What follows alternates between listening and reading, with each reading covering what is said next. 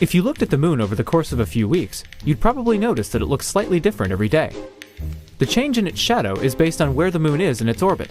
We call this cycle the phases of the moon, and it occurs roughly once a month.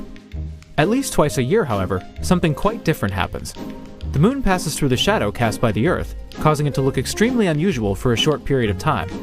From the Earth, the moon will appear to darken and turn a deep red before eventually returning to normal. This is called a lunar eclipse. If we were to look at what happens from space during an eclipse, it would go something like this. First, the moon passes through what's called the penumbra, where the sun's light is only partially obscured. This results in only a slight darkening of the moon. As the moon continues along its path, however, it enters what's called the umbra, where all direct light from the sun is blocked. But if the sun is blocked, why does the moon turn red? When light from the sun goes by the side of the Earth, it passes through a long and thick layer of Earth's atmosphere. Shorter wavelengths of sunlight, like blue, are scattered by the atmosphere, so by the time the light has finished its trip to the moon, more of the longer wavelengths, like red, are left over. On the Earth, the same thing happens at sunset as the ground you stand on gradually passes into night. As the eclipse ends, the moon leaves the umbra, returns to its normal color, and then leaves the penumbra, brightening and resuming its original cycle.